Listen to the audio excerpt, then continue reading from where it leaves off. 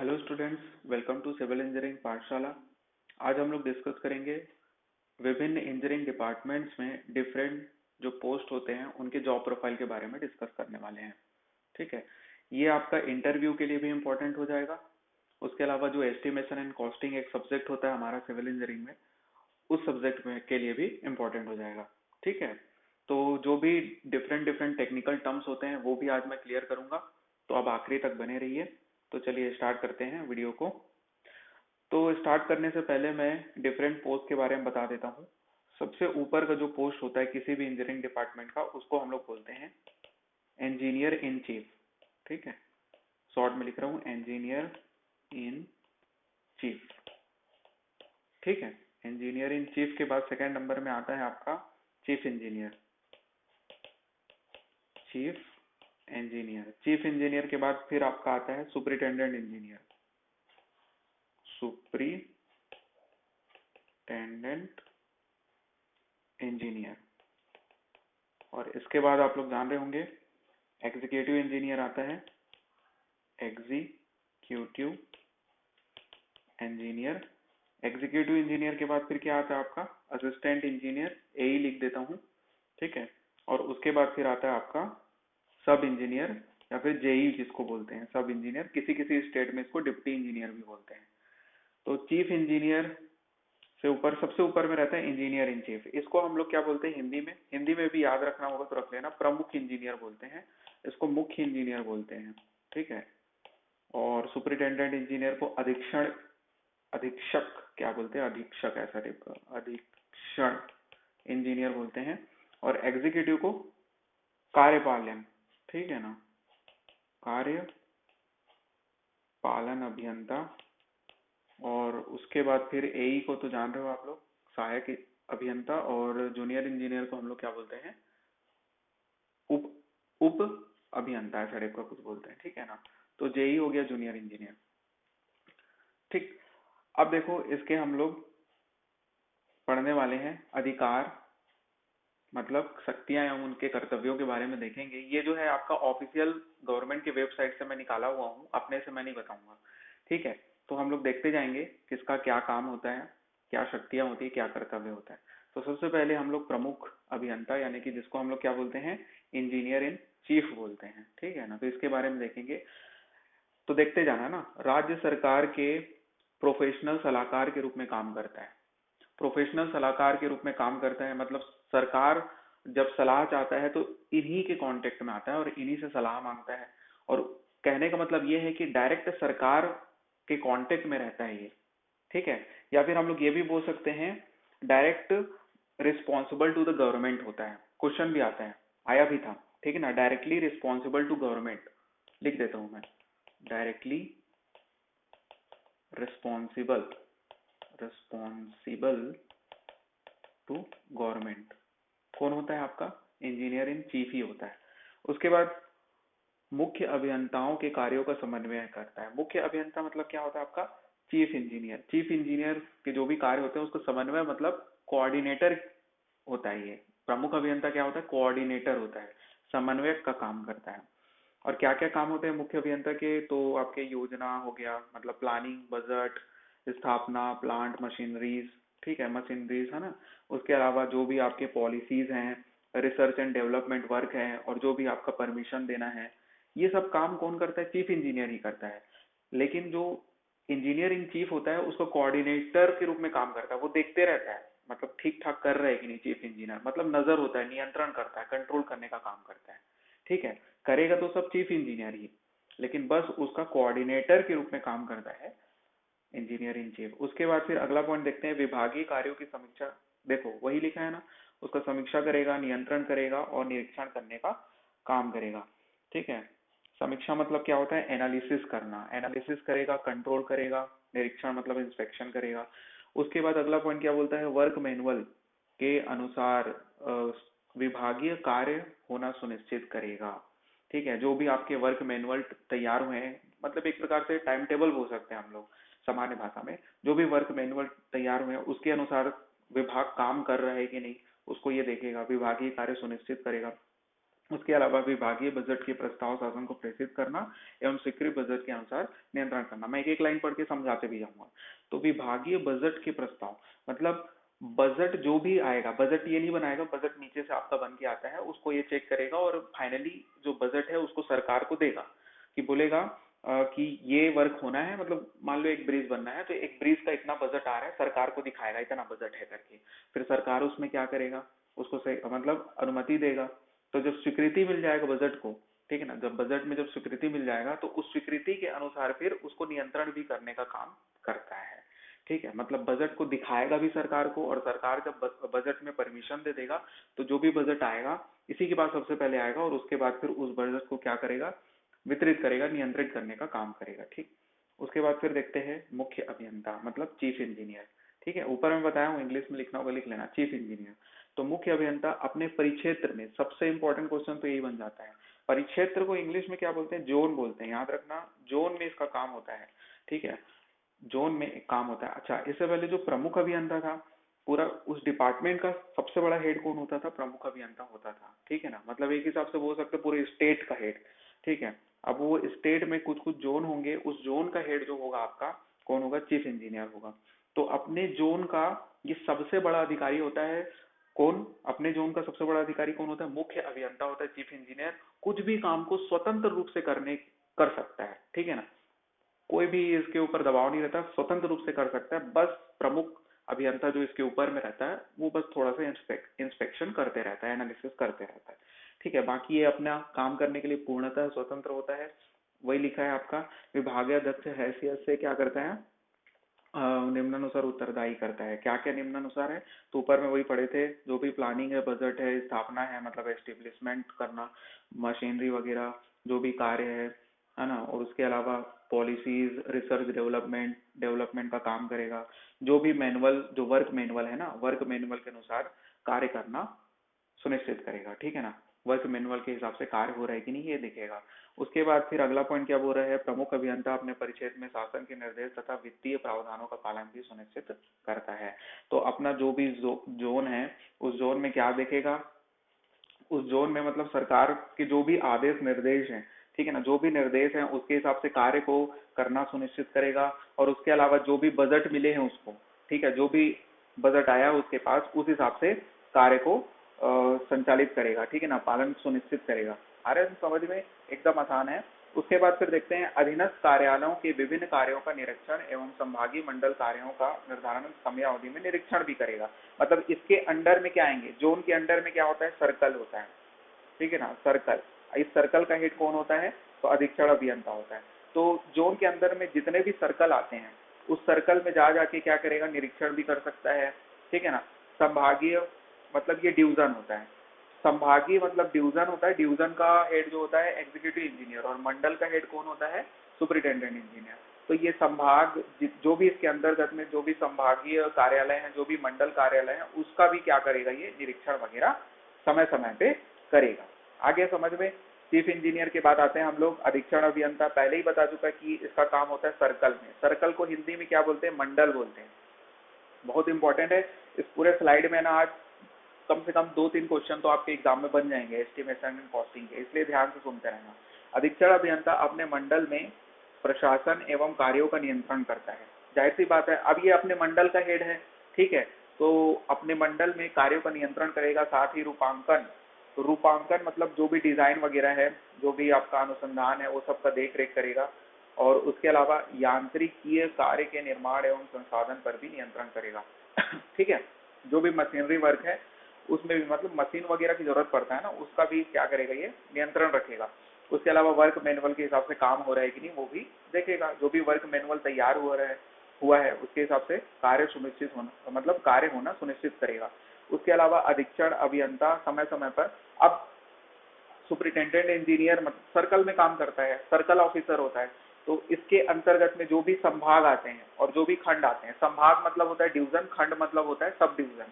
ठीक है, डिवीजन का हेड होता है एग्जीक्यूटिव इंजीनियर, सब डिवीजन का हेड कौन होता है, असिस्टेंट इंजीनियर। तो इन कार्यालयों में जा जाके क्या करेगा, निरीक्षण करेगा। ठीक है, और उसके अलावा काम को बांटेगा।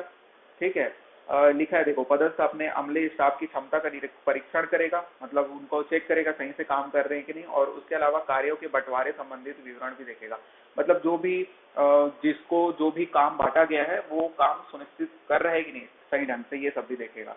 उसके अलावा अगला पॉइंट देखते हैं, महालेखाकार को सहयोग कर नियमित वित्तीय नियंत्रण करेगा। महालेखाकार मतलब जो अकाउंट ऑफिसर होता है, अकाउंट ऑफिसर को, अकाउंट ऑफिसर का सिर्फ यही काम होता है पैसे का लेन देन रखना, ठीक है, और उस पर नियंत्रण बनाए रखना। तो ये क्या करेगा, अधीक्षण अभियंता सुपरिटेंडेंट इंजीनियर उसका सहयोग कर सकता है या फिर समय पे सहयोग ले भी सकता है, ठीक है, दोनों है। सहयोग कर नियमानुसार वित्तीय नियंत्रण रखने का काम करेगा, ठीक है ना, बजट पे नियंत्रण करेगा, और क्या, जितना पैसा हुआ है उस हिसाब से उनको काम करना है। अधीक्षण अभियंता के अधीनस्थ समारोह में चल रहे कार्यों का समय पर नियंत्रण। अगला पॉइंट मैं पढ़ रहा हूँ ना, उसको देखना ध्यान से, क्या बोल रहा है, अधीक्षण अभियंता के अधीनस्थ संभागों में चल रहे कार्यों का समय समय पर। अब हिंदी पढ़ने का आदत थोड़ा छूट गया है तो थोड़ा अजीब लग रहा होगा आपको। अधीक्षण अभियंता के अधीन, हाँ, तो इसके अंडर में जो भी संभाग आ रहे हैं, ये तो वही फिर से पॉइंट रिपीट हो गया, इसके अंडर में जो भी संभाग आ रहे हैं उसमें कार्यों का नियंत्रण करेगा। उसके बाद फिर अधीक्षण अभियंता कार्यों के लिए SOR तैयार करेगा। SOR मतलब क्या होता है, SOR मतलब होता है शेड्यूल ऑफ रेट, इसको पढ़ेंगे हम लोग एस्टिमेशन एंड कॉस्टिंग में, शेड्यूल ऑफ रेट। SOR मतलब होता है शेड्यूल ऑफ रेट। अभी बस इतना समझ लेना, एक प्रकार से ये जितने भी आइटम होते हैं उसका लिस्ट ऑफ रेट होता है, ठीक है ना, रेट होता है, आइटम का रेट इसमें दिया गया रहता है। तो वही बोल रहा है इसमें अधीक्षण अभियंता कार्यों के लिए SOR तैयार करेगा या फिर कराएगा। उसके बाद देखते हैं संबंधित जिलों से प्राप्त प्राकलनों पर प्रशासकीय तकनीकी स्वीकृति चल रहे कार्यों का निरीक्षण, निविदाओं का परीक्षण एवं स्वीकृति पूर्वक कार्यों की स्वीकृति। यहाँ तक पढ़ते हैं पहले, कहाँ तक, ये स्वीकृति तक, उसको समझते हैं। तो जो भी जिले आ गए हैं इसके अंतर्गत में सर्कल में, उसमें क्या करेगा, जो भी प्रशासकीय यानी टेक्निकल सैंक्शन वगैरह हो गया, टेक्निकल सैंक्शन पास करता है नहीं, टेक्निकल सैंक्शन वगैरह करेगा। उसके अलावा जो भी कार्य चल रहे हैं उस जिले में उसका इंस्पेक्शन करेगा, एकदम सरल है। उसके बाद निविदाओं मतलब टेंडर होता है ना, तो टेंडर का भी क्या करेगा, परीक्षण करेगा, और परीक्षण करने के बाद उसमें स्वीकृति देगा। और उसके अलावा क्या करेगा, पूरक कार्यों की स्वीकृति देगा। पूरक कार्य मतलब समझ रहे हो, जो भी सप्लीमेंट्री वर्क या फिर सब्सिडियरी वर्क समझते हैं, सब्सिडियरी मतलब समझ रहे हो, मतलब कोई सा भी काम करना होना था, ठीक है, लेकिन उसमें फिर एक काम और एक्स्ट्रा जुड़ गया जिसके कारण और एक्स्ट्रा बजट बढ़ गया, ठीक है ना, तो उस चीज में भी ये स्वीकृति दे सकता है, ठीक है, जो भी एक्स्ट्रा जो वर्क है उसके लिए भी तो पूरक कार्यों की स्वीकृति दे सकता है। अतिरिक्त दर सूची का निर्धारण, भंडार हेतु सामग्री, और उसके बाद तो आपका कॉमन है, अतिरिक्त जो भी रेट है उसका सूची तैयार करेगा, लिस्ट तैयार करेगा, ठीक है, और उसके अलावा आपका जो भी स्टोरेज आइटम है उसको क्या करेगा, स्टोर करके रखने का काम करेगा। उसके अलावा मतलब सुनिश्चित करेगा, स्टोर करके ये नहीं रखेगा, वो देखेगा कि स्टोर में सब सामान सुरक्षित है कि नहीं। उसके अलावा अस्थायी मजदूरों की स्वीकृति, है ना, मजदूरों की स्वीकृति, और उसके अलावा वर्क मैनुअल एवं वित्तीय मैनुअल प्रावधान के अनुरूप करेगा। जो भी आपका वर्क मैनुअल है, जो भी आपका वर्क मैनुअल है उसके हिसाब से कार्य होना सुनिश्चित करेगा और वित्तीय मैनुअल के प्रावधान के अनुरूप करेगा। इसका मतलब क्या हो गया, जो भी बजट पास हुआ है, जो भी बजट है उसके पास, उसके हिसाब से कार्य करना सुनिश्चित करेगा। उसके बाद आते हैं हम लोग एग्जीक्यूटिव इंजीनियर में आते हैं। एग्जीक्यूटिव इंजीनियर के बारे में बात करते हैं, तो ये अपने संभाग में, संभाग मतलब डिवीजन याद रखना, डिवीजन क्या स्पेलिंग हो जाएगा डिवीजन का, देख लेना जो भी होगा, तो डिवीजन का हेड होगा। तो डिवीजन में कार्य को संचालित करेगा, निरीक्षण करेगा, और जो भी वर्क मैनुअल है ना, जो वर्क मैनुअल है उसके हिसाब से कार्य करना सुनिश्चित करेगा। उसके अलावा सभी प्रकार के इंजीनियरिंग कार्यों की प्लानिंग करेगा, प्लानिंग, अनुसंधान, वही रिसर्च डेवलपमेंट का काम करेगा। वित्तीय लेखा जोखा रखेगा, है ना, जो भी आपका बजट है उसमें लेखा जोखा रखेगा, मतलब रिकॉर्ड रखेगा कि किसमें कितना खर्च हो रहा है, ठीक है, और खर्च हुआ है तो क्यों हुआ है, वो सब रिकॉर्ड रखेगा, लेखा जोखा रखेगा। कोई भी कार्य, अच्छा ये रखेगा ऐसा नहीं है, बनाएगा तो रिपोर्ट असिस्टेंट इंजीनियर ही बनाता है, लेकिन ये उसको देखेगा, वित्तीय लेखा जोखा करेंगे ऐसा रहता। कोई भी कार्य बगैर प्राक्कलन स्वीकृति एवं बगैर वित्तीय प्रावधान के नहीं करेंगे, है ना। तो यही तो मेन रीजन होता है। इंजीनियर का मतलब क्या होता है, कोई भी चीज को करने से पहले वो क्या करेगा, प्राक्कलन यानी कि प्रोबेबिलिटी देखेगा या फिर एस्टिमेशन बनाएगा, है ना। तो बिना प्राक्कलन के किसी भी चीज की स्वीकृति नहीं देगा और बगैर वित्तीय प्रावधान के नहीं करेंगे। मतलब जो भी बजट है उसी के हिसाब से काम करेगा, ठीक है ना। बजट को देखेगा और उसके हिसाब से देखेगा कि उसकी क्वालिटी क्या होनी चाहिए, किस हिसाब से ये बजट इतना है तो उस बजट के हिसाब से मतलब काम होगा कुल मिला के, ठीक है। उसके बाद फिर सभी खर्चे एवं खरीद वित्तीय वर्ष के निर्धारित प्रावधानों के तहत होना तय करेगा, ठीक है। जितने भी खर्च होने हैं, जितने भी खरीदी होने हैं, वो बजट के हिसाब से ही होंगे, निर्धारित प्रावधानों के तहत ही होंगे। ओके, मतलब ये समझ रहे हो। करेगा तो इसके पास पावर है, कुछ भी चीज खरीद सकता है, कुछ भी चीज में खर्च कर सकता है, लेकिन जो भी बजट है उस हिसाब से। उसके बाद फिर निर्माण कार्यों में लगने वाले सामग्री का प्रयोगशाला में परीक्षण करेगा। जो भी खरीद के लाएगा मशीन वगैरह, उसका प्रॉपर टेस्टिंग होगा लैब वगैरह में, ठीक है। जो भी इक्विपमेंट यूज हो रहा है, जो भी मटेरियल यूज हो रहा है, ठेकेदार द्वारा पूर्ण किए गए कार्यों को अंतिम देयक भुगतान, मतलब जब कोई भी काम पूर्ण हो गया, कंप्लीट हो गया, तो ठेकेदारों को अब क्या करना है, जो भी कॉन्ट्रैक्ट हुआ था उस हिसाब से 3 महीने के अंतर्गत में, काम पूर्ण होने के 3 महीने के अंतर्गत क्या करेगा, शर्तों के अनुसार उनको पेमेंट करेगा, है ना। उसके बाद फिर ठेकेदार को विभाग द्वारा अनुबंधों के अनुसार दी गई सामग्री की वसूली एवं, हाँ, उसके अलावा जो भी आपका इक्विपमेंट्स वगैरह, जो सरकारी इक्विपमेंट्स है, वो अगर ठेकेदार यूज किया है तो रनिंग देयक के हिसाब से, मतलब जितना दिन यूज किया ठेकेदार उससे वसूल करेगा, है ना, वसूली करेगा। तो ये सब काम भी होता है। ये सब इतना बढ़िया से दिया है, देखो इंटरव्यू में पूछ सकता है। सभी उप संभागों के स्टोर तथा उपयंत्रियों के MAS का वार्षिक परीक्षण करेंगे। अब ये MAS मतलब क्या होता है, मटेरियल साइट एक अकाउंट होता है, कि मतलब कितना मटेरियल साइट में यूज हुआ है, ठीक है ना, वो सब भी रखना पड़ता है ना। ऐसा नहीं होगा कि मटेरियल कितना भी ला रहे हैं, बजट अपन कुछ भी दे दिया, समझ आ रहा है, एस्टिमेशन कुछ भी बना दिया इधर और इधर अपन, तो ये सब भी अपने को लेखा जोखा रखना पड़ता है। तो सभी उप संभागों के स्टोर तथा उप यंत्रियों के MAS का वार्षिक परीक्षण करेंगे। मटेरियल एट साइट एक अकाउंट होता है का परीक्षण भी करता है ये, ठीक है। उसके बाद फिर क्या बोल रहे हैं, समक्ष अधिकारी की अनुमति के बिना संसाधन हेतु निर्धारित राशि का अन्य कार्य में उपयोग हेतु हस्तांतरित नहीं कर सकता। मतलब ये है कि मान लो बजट आया अपने लिए ब्रिज बनाने के लिए, ठीक है ना, कोई सा ब्रिज बनाने के लिए, अब रोड बनाने के लिए उसको यूज नहीं कर सकता। समझ में आ रहा है, जिस काम के लिए जो बजट आया उसका उसी काम के लिए यूज करेगा। और अगर करना भी पड़े, अगर मान लो ब्रिज बनाने के लिए बजट है लेकिन रोड बनाने के लिए उसका यूज करना चाहता है, तो उसके लिए परमिशन लेना पड़ेगा अपने से बड़े अधिकारी का। यही चीज हो रहा है। कार्यपालन अभियंता अपने अधीन के भंडार तथा खर्च के अकाउंट का पोस्टिंगन हेतु, क्या पोस्टिंगन क्या होता है, उत्तरदायी होने का लेखाधिकारी को सलाह देगा। मतलब कुल मिला के अकाउंट ऑफिसर के कांटेक्ट में रहेगा और क्या करेगा, जो भी स्टोरेज हैं, जो भी खर्चे हैं, जो भी लेखा जोखा है, अकाउंट है, वो सब के लिए उत्तरदायी होगा ये, लेकिन लेखाधिकारी का सलाह दिए ले सकता है ना, लेगा मतलब ये सब चीज के लिए। और किसी भी निर्माण कार्य में स्वीकृति से अधिक खर्चे की अनुमति, वही चीज है। अब किसी चीज में जितना बजट आया है, मान लो 1 करोड़ का बजट है रोड बनाने के लिए, तो वो 1 करोड़ से ज्यादा खर्चा नहीं कर सकता। जो भी बजट है उतना ही खर्चा करेगा, और उससे अधिक खर्चा अगर हो रहा है, ठीक है, तो एक्सपांसन के लिए,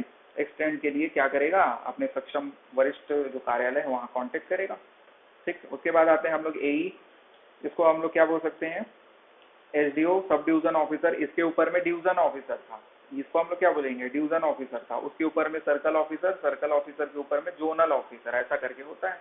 जो जहाँ काम करता है वही ऑफिसर कहलाता है। तो सब डिवीजन ऑफिसर क्या होता है आपका, समय समय पर निर्धारित प्रावधानों के अंतर्गत अपने उप संभाग, उप संभाग मतलब सब डिवीजन में चल रहे कार्यों का गुणवत्ता का वित्तीय प्रावधान हेतु स्वीकृति, design, drawing and work manual के अनुसार, सबको वही काम रहता है, अपने क्षेत्र में रहता है लेकिन, ठीक है। ये भी आपका वर्क मैनुअल जो भी है उस हिसाब से कार्य को संपादित करना सुनिश्चित करेगा, ड्राइंग प्लान वगैरह बनाएगा, डिजाइन ड्राइंग बनाएगा, है ना, ये सब करेगा। उसके बाद फिर कार्य प्रारंभ के पूर्व ग्राउंड लेवल में चेक करेगा। देखो जो मेन काम होता है ना, इससे जो बड़े अधिकारी होते हैं ना, AE से जो बड़े होते हैं, वो लोग तो बस मतलब उनका काम इंस्पेक्शन करना, एनालिसिस करना, चेक करना, ये सब होता है। लेकिन अब जो मेन जो फील्ड में जो थोड़ा बहुत काम होता है वो असिस्टेंट इंजीनियर का होता है, और इसके नीचे जो होता है जूनियर इंजीनियर, उसका पूरा काम फील्ड में होता है, पूरा शुरू से आखिरी तक फील्ड में ही काम होता है, ठीक है। तो अभी देखते हैं, तो ये वही बोल रहा है, कार्य प्रारंभ, जिस दिन से कार्य प्रारंभ हुआ उस दिन से ग्राउंड लेवल में चेक करेगा, पूरी बारीकी से शुरुआत से चेक करेगा, लेआउट प्लान का निरीक्षण, लेआउट मतलब समझ रहे हो ना, लेआउट प्लान जो भी बनता है उसका निरीक्षण करेगा। उसके अलावा साइट ऑर्डर बुक हर कार्य स्थल पर रखेगा, ये साइट ऑर्डर बुक भी कई बार पूछा है। ठीक, साइट ऑर्डर बुक क्या होता है, तो साइट ऑर्डर बुक में आपका एग्जीक्यूटिव इंजीनियर जो भी इंस्ट्रक्शन दिया होता है, तो सेट ऑफ इंस्ट्रक्शंस होते हैं इसमें, एग्जीक्यूटिव इंजीनियर के द्वारा दिया गया इंस्ट्रक्शन इसी बुक में होता है, उसको हर समय अपने साथ रखेगा, मतलब जब भी आपका कार्यस्थल पे रहेगा। और कार्य पूर्ण होने के 3 माह के अंतर्गत में ठेकेदार, अगला पॉइंट में आ गया होगा, ठेकेदार का अंतिम देयक कार्यपालन अभियंता को प्रस्तुत करेगा।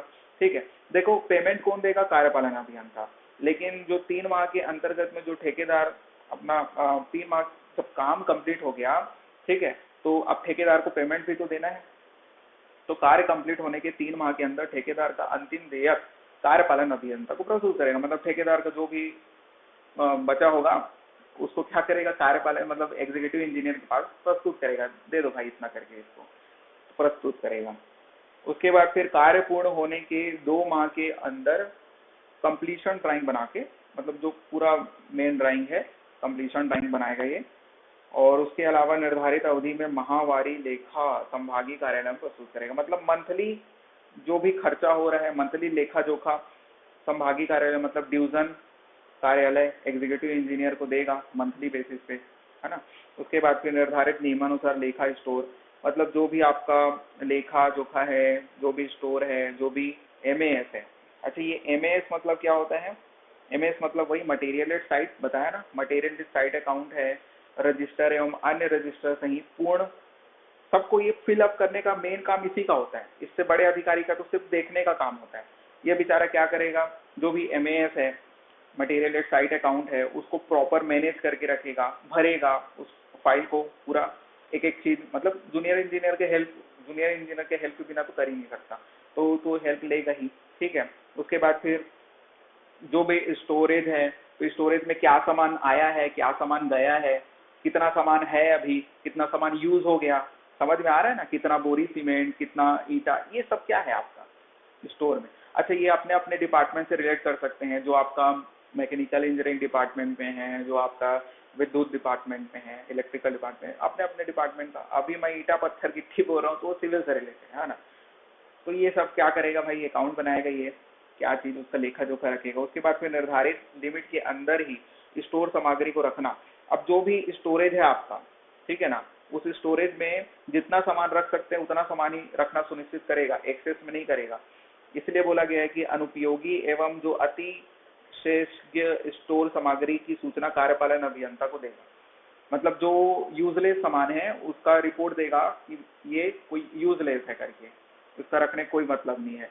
तो स्टोर आइटम की हानि और क्षति, चोरी, ये सब की भी सावधानी बरतेगा, और अगर हो जाता है तो फिर वही रिपोर्ट देगा आपको एग्जीक्यूटिव इंजीनियर को। उसके बाद समय समय पर स्टोर सामग्री का निरीक्षण भी करेगा, है ना। तो ये सब काम होता है आपका असिस्टेंट इंजीनियर का। अब आते हैं हम लोग सबसे बड़े पोस्ट में, जेई, है ना, सब इंजीनियर इंजीनियरिंग डिपार्टमेंट का। ये क्या होता है, प्राथमिक इंजीनियर होता है। अच्छा, मजाक में बोल रहा हूँ ना, सबसे बड़ा, ऐसा दिल पे मत लेना। उसके बाद फिर उप अभियंता क्या होता है, विभाग में प्राथमिक इंजीनियर के रूप में काम करता है। प्राथमिक इंजीनियर के रूप में काम करता है, वर्क मैनुअल के अनुसार कार्य होना सुनिश्चित करता है। जाहिर सी बात है, जो मेन काम तो यही करेगा, मेन काम जो वर्क मैनुअल में जो भी काम दिया गया है करना तो इस चीज को है, पूरे फील्ड में दिन भर रहना इस चीज को है। ठीक है, फायदे भी है नुकसान भी है जेई का, ठीक है, वो जान जाओगे समय के साथ। तो वर्क मैनुअल के अनुसार कार्य होना सुनिश्चित करेगा। कोई भी कार्य सहायक अभियंता या उन कार्यपालन अभियंता की मंजूरी से नहीं करेगा, ठीक है ना, जो बोला गया है वही करेगा कुल मिला के, जो भी असिस्टेंट इंजीनियर या फिर आपका एग्जीक्यूटिव इंजीनियर के द्वारा बोला गया है। उसके बाद फिर समय अवधि में समय समय पर कार्यों की प्रगति, प्रोग्रेस रिपोर्ट देगा, ठीक है ना, कि अभी कार्य का प्रोग्रेस क्या चल रहा है, कहाँ पर पहुंचा है, उसका रिपोर्ट तैयार करेगा। कार्यस्थल पर आकस्मिक निरीक्षण कर कार्यों की उचित संसाधन एवं रख रखाव सुनिश्चित करेगा। ठीक है, मतलब इंस्पेक्शन करेगा, आपका साइट इंस्पेक्शन करेगा, और उसके अलावा सुपरविजन करेगा, है ना, और उसके अलावा रख रखाव सुनिश्चित करेगा, सामान सही ढंग से स्टोर हो रहा है कि नहीं, है ना, ये सब सुरक्षित रखने के लिए करना पड़ेगा ना।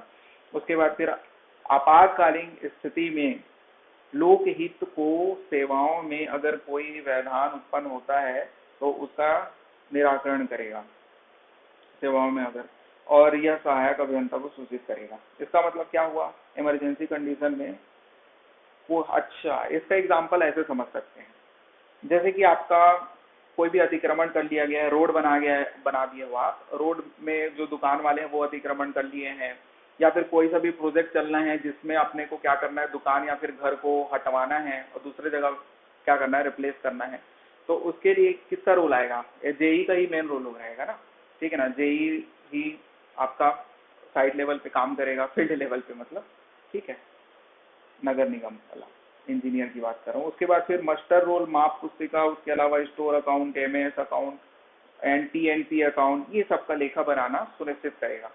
इसका मतलब समझ में आया। मास्टर रोल, फिर से एक टेक्निकल टर्म बहुत इंपॉर्टेंट आ गया, मास्टर रोल क्या होता है पूछता है। इसमें आपका जो भी लेबर का अटेंडेंस होता है वो यही लेगा ना, फील्ड में तो यही रहेगा, तो लेबर आ रहे हैं कि नहीं आ रहे हैं, ठीक है। वैसे अटेंडेंस ये नहीं लेगा, वो तो सुपरवाइजर लेगा, लेकिन उस अटेंडेंस को देखेगा और एक्चुअल में ये देखेगा भी। अब ऐसा नहीं है कि सुपरवाइजर कुछ भी लिख दे, लेबर नहीं आया फिर भी वो अटेंडेंस डाल दिया, तो वो सबको भी तो देखेगा ना, ठीक है, ये सब करेगा। तो मास्टर रोल तैयार करना इसी का काम है। उसके बाद फिर स्टोर अकाउंट, है ना, स्टोर अकाउंट मतलब कौन सा सामान आ रहा है जा रहा है स्टोर में। उसके अलावा एमएस अकाउंट, एमएस मतलब वही मटेरियल साइट, है ना। और उसके अलावा टी&पी अकाउंट, ये क्या होता है टी&पी अकाउंट, जो भी टूल्स है, इक्विपमेंट्स हैं, है ना, उसका भी एक अकाउंट होगा। कितने टूल्स हम लोग किराए में, कुछ इक्विपमेंट जो होते हैं उसको किराए में लेते हैं, जैसे मिक्सर मशीन हो गया, किराए में लिया है तो कितने दिन के लिए लिया है, उस हिसाब से वो सब देखेगा ना, यही सब तो इसका काम होगा। उसके बाद फिर उसका लेखा बनाना, वही है, रिपोर्ट तैयार करेगा। इस हिसाब से आपका कंप्लीट होता है, ठीक है। आज का वीडियो अगर अच्छा लगा तो चैनल को आप सब्सक्राइब कर सकते हैं। Thank you.